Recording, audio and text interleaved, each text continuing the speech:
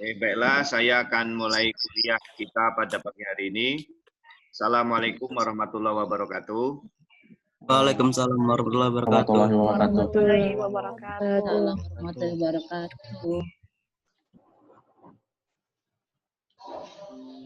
Oke, jadi bahasan pada kuliah pagi hari ini mengenai tentang uji in vivo pada produk pangan. Ya, jadi uji in vivo ini dikenal dengan banyak istilah. Ya.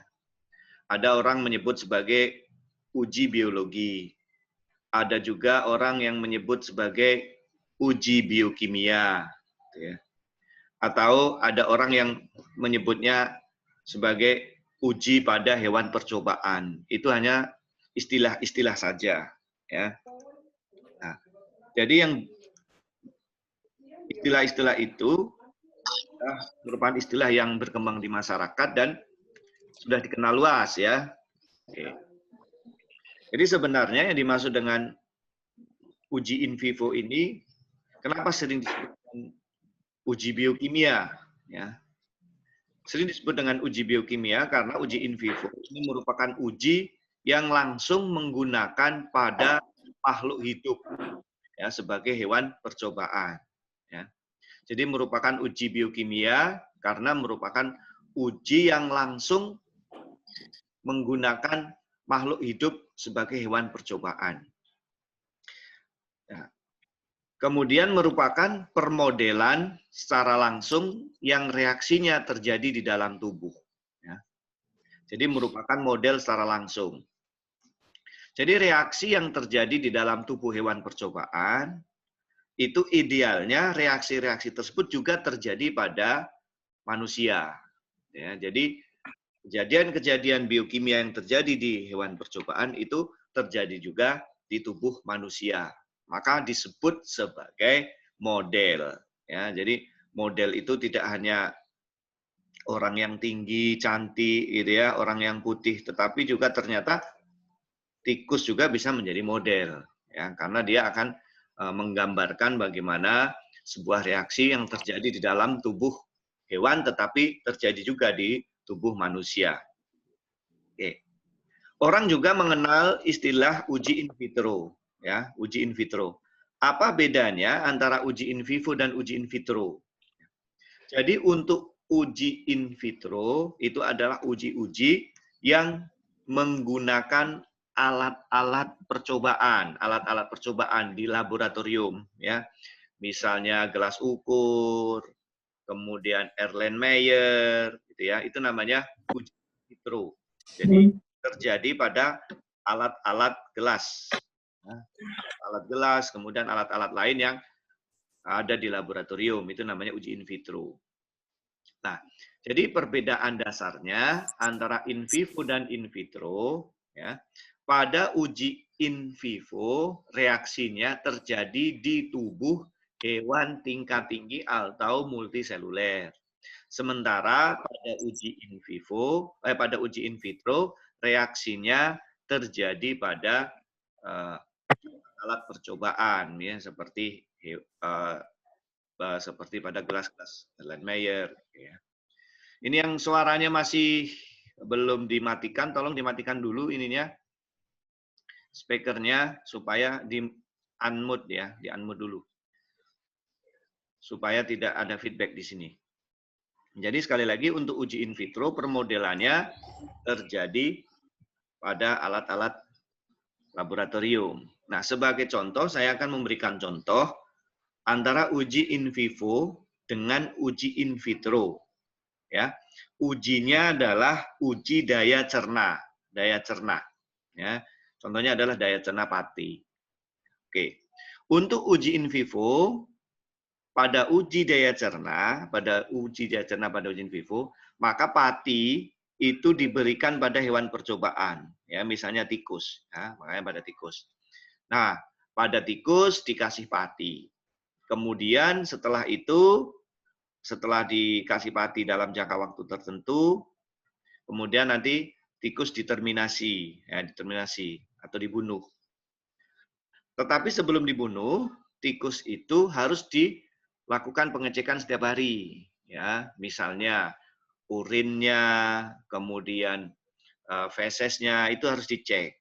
Kemudian berapa peningkatan berat badan tikus per hari. Nah, itu namanya uji in vivo. Nah, reaksinya sebenarnya sama yang terjadi di dalam tubuh. Terjadi pencernaan, kemudian setelah terjadi pencernaan di lambung, pencernaan dengan asam, kemudian pencernaan fisik, kemudian nanti ada reaksi dengan alfa amilase dan seterusnya, ya. Kemudian terjadi penyerapan, ya. Nah, itu namanya uji in vivo. Sedangkan uji in vitro pada pati itu berarti kita membuat model yang sama, ya, model yang sama, suhu yang sama, pH yang sama, tetapi bedanya kalau tadi di tubuh hewan pada uji in vitro dengan menggunakan alat gelas, ya. Misalnya untuk mendapatkan suhu 35 derajat Celcius dipanaskan, ya, dipanaskan dengan tungku, ya. Kemudian untuk memodelkan pencernaan yang terjadi di lambung dengan dikasih asam sehingga pH-nya sama, yaitu pH 2 sampai 3. Terus kemudian untuk memodelkan reaksi di usus maka dikasih alfa amilase dan seterusnya. Nah, itu contohnya untuk uji beda, uji in vivo dan in vitro. Suhunya sama, reaksinya sama, tetapi bedanya terjadi tempat reaksinya. Nah, yang satu terjadi di tubuh hewan model, yang satu reaksi terjadi pada alat-alat di laboratorium. Oke, ada beberapa jenis hewan yang biasa digunakan untuk permodelan, ya. Ada tikus, ya, tikus. Ini yang paling banyak digunakan tikus. Kemudian kelinci, nah, kelinci sebagai hewan model.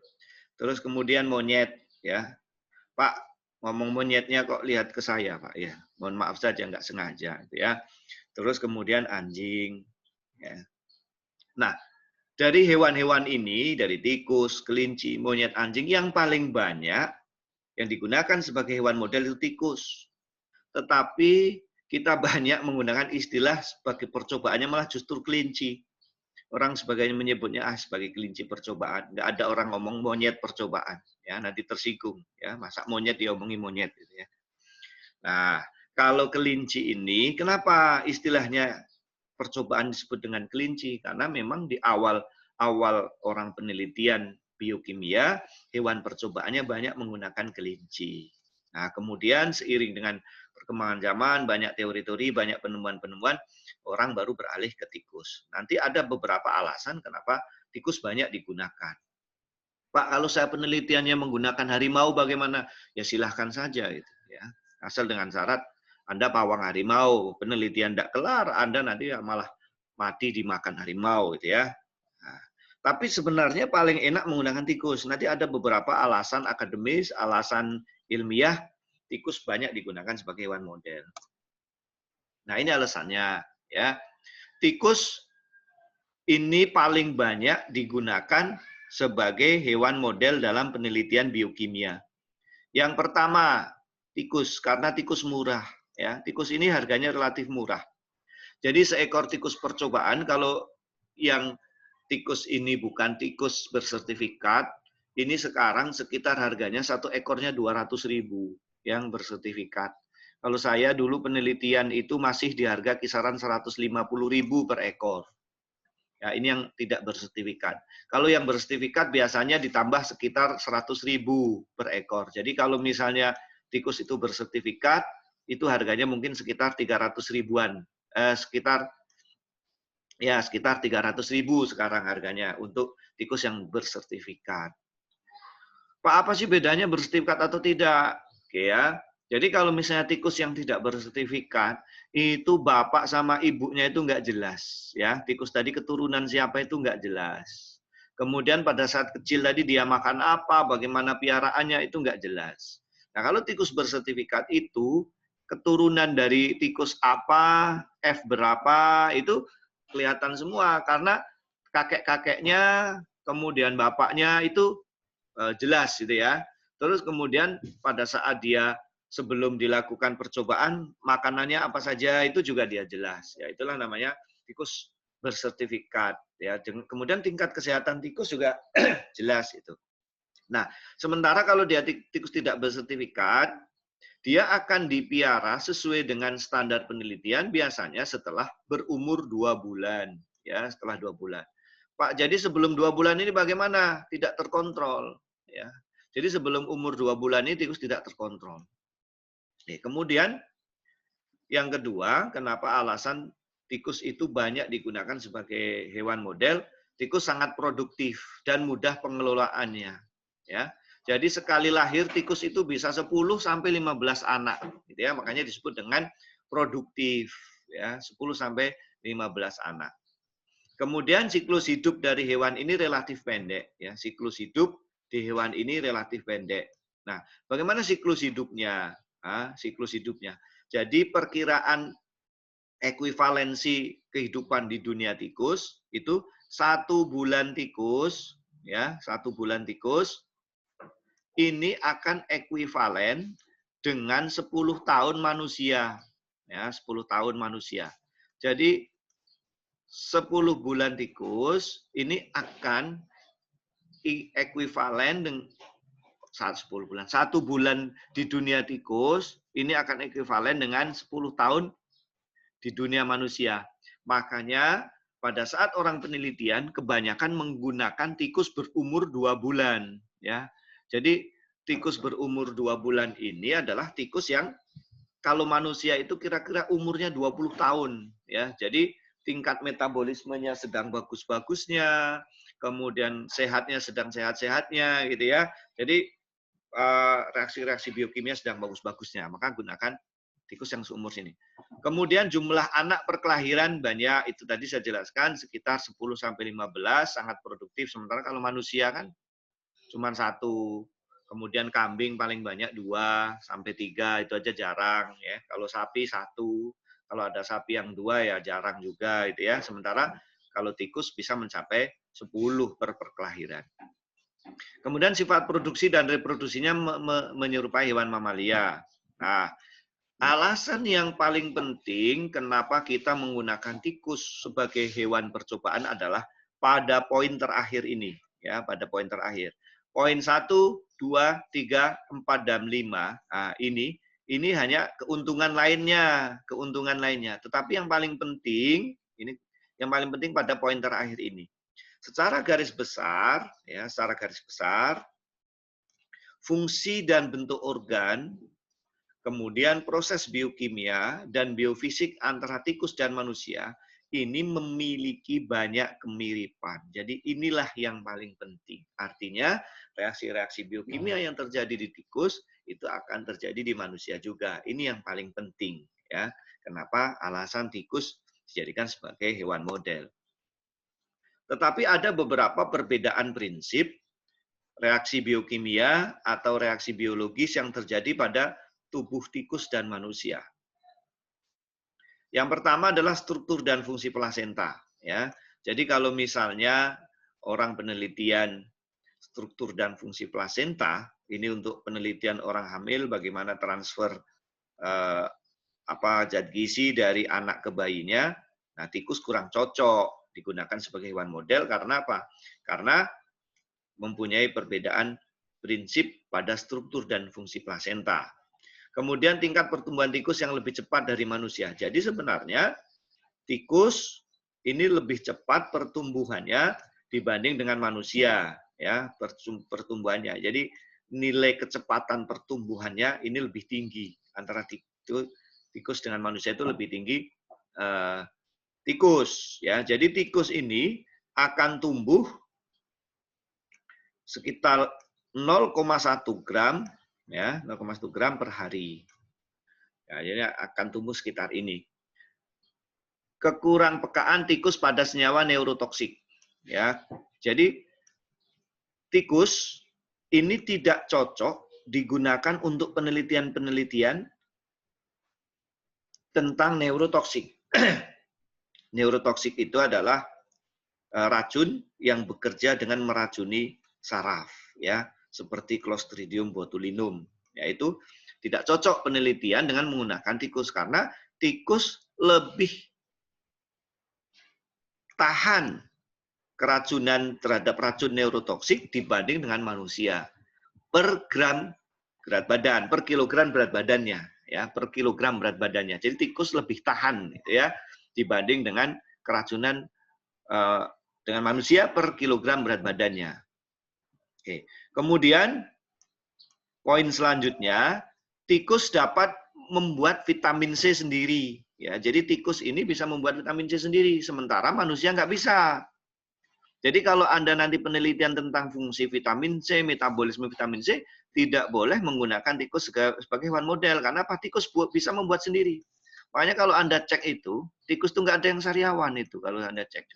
Cuma kalau Anda ketemu tikus suruh mangap, ya, nggak mungkin dia sariawan. Kenapa? Dia membuat vitamin C sendiri. Kemudian tikus tidak mempunyai kantong empedu. Jadi bagi Anda yang mau penelitian tentang pencernaan lipida, kemudian penelitian-penelitian berkaitan tentang penyakit empedu, nggak cocok. Kenapa? Karena tikus tidak mempunyai kantong empedu. Artinya hasilnya pada saat penelitian itu mau diterapkan ke manusia, nggak bisa.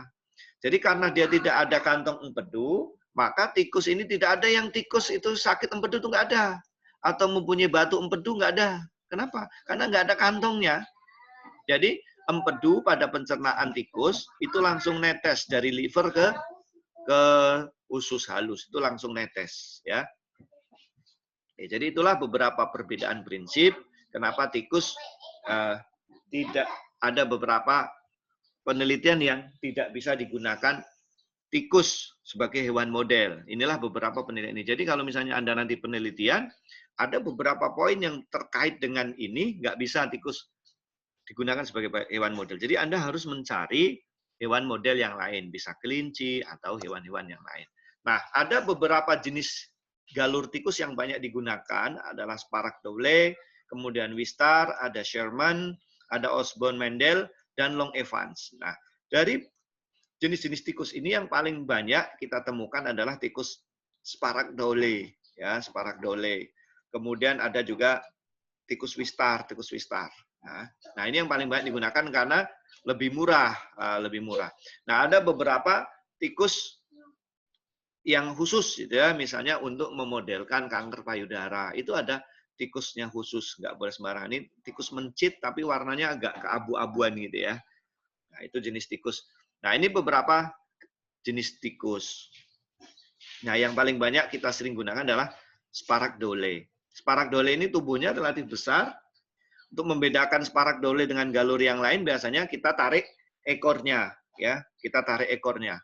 Jadi kalau ada tikus, nah badannya besar, terus kemudian kita tarik ekornya, begini tarik ke atas. Nah, oke. Untuk Sparak Dowley, ini ekornya lebih panjang dari tubuhnya. Nah, jadi ekornya lebih panjang dari tubuhnya. Itulah jenis untuk membedakan tikus Sparak Dowley dengan tikus yang lain, ya. Ini dia lebih panjang biasanya.